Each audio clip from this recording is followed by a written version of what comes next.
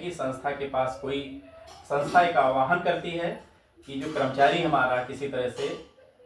चिकित्सा सहायता चाहता है या शादी विवाह में सहायता चाहता है या उसके साथ कैजुअलिटी हुई है, तो बेनिफिशियरी को ही, यानी जो नॉमिनी है जो इसका है उसी के अकाउंट में जाता है, इसके अतिरिक्त इधर उधर नहीं जाता है। ये सीधे लाभ है। बहुत ही अच्छी व्यवस्था है संस्था में, क्योंकि कभी कभी हमने देखा है कि कुछ लोगों का ये रहता है कि कहीं ऐसा तो नहीं कि संस्था में जा रहा हो या किसी अन्य फिर वो दे रहे हो, तो सीधे सीधे आपने ऐसा सिस्टम बना रखा है या ऐप के माध्यम से सीधे बेनिफिशियरी के अकाउंट में जाता है, जिससे 100% ये रहता है कि पैसा इधर उधर नहीं है। संस्था के खाते में सिर्फ जो है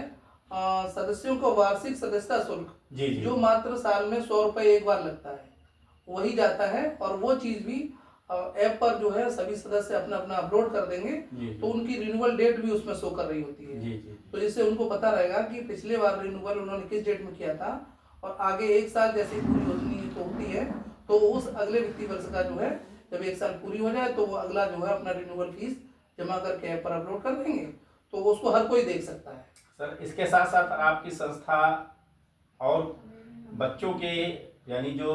भारत के ग्रामीण परिवेश है या यूपी का जो ग्रामीण परिवेश है उस पर भी आप काम कर रहे हैं सर, उस पर थोड़ा सा डालिए बात, उसमें विचार है बताइए। उसमें जो है समाज के एक ऐसे तबके तक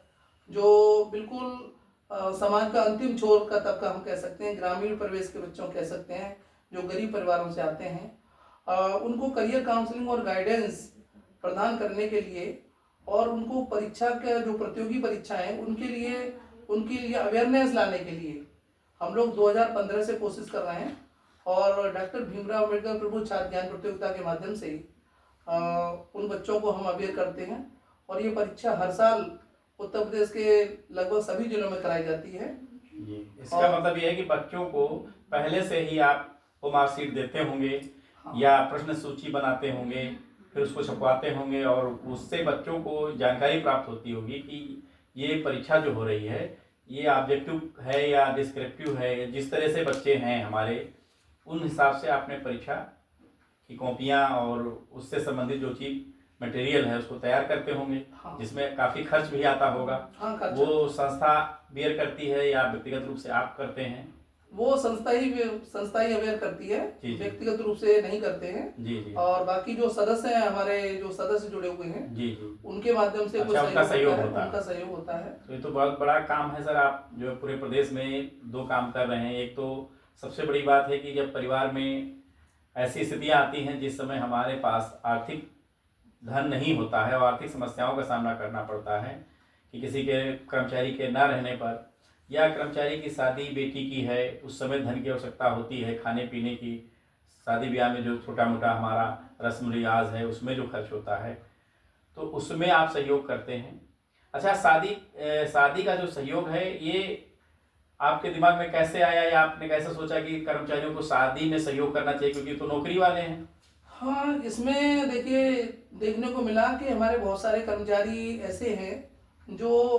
कम आय वर्ग वाले भी हैं। जी जी जी, वो भी इसमें जुड़े हुए हैं, जैसे शिक्षा मित्र हैं, अनुदेशक हैं, जी जी जी, या अन्य और भी चपरासी हैं। जी जी। तो हमने सोचा कि जिनकी आमदनी कम है, जी, यदि उन लोगों को भी यदि उनकी बहन या बेटी की शादी में जी यदि सहयोग मिल जाएगा तो निश्चित रूप से वो कर्जदार होने से बच सकते हैं। बहुत बढ़िया सर है, ये तो बहुत सामाजिक कार्य है और ये सोशल मूवमेंट की तरह देखना चाहिए ऐसे कार्यों को, क्योंकि हमारे आज के आधुनिक देख दिखावा में क्या होता है कि छोटा बड़ा अपने आप को, शादी ब्याह की जो परंपराएं हैं उसमें रस्म और रिवाज में तमाम सारा पैसा खर्च होता है जी, और ट्रैवलिंग में भी खर्च होता है, और बेटी बहन की शादी में ये होता है कि हम बेटी की शादी ऐसे परिवार में करें या ऐसे जगह करें जिसमें आर्थिक चीज़ें दिक्कतों का सामना भविष्य में ना होने पाए। तो ये सर आपका बहुत ही सराहनीय कार्य है। साथ साथ और हम सर जानना चाहते हैं कि ये अनुसूचित जाति जनजाति के लिए ही आपने क्यों बनाया, अन्य लोगों के लिए क्यों नहीं बनाया? इसमें देखिए सबसे बड़ी बात यह है कि अनुसूचित जाति जनजाति के वर्ग में हम जो समस्याएं देख रहे हैं जी, अन्य लोगों की अपेक्षा इनकी समस्याएं अलग प्रकार की हैं। तो यदि सबको साथ लेके चलते हैं तो SC ST की जो समस्या है वो फिर दब जाती है।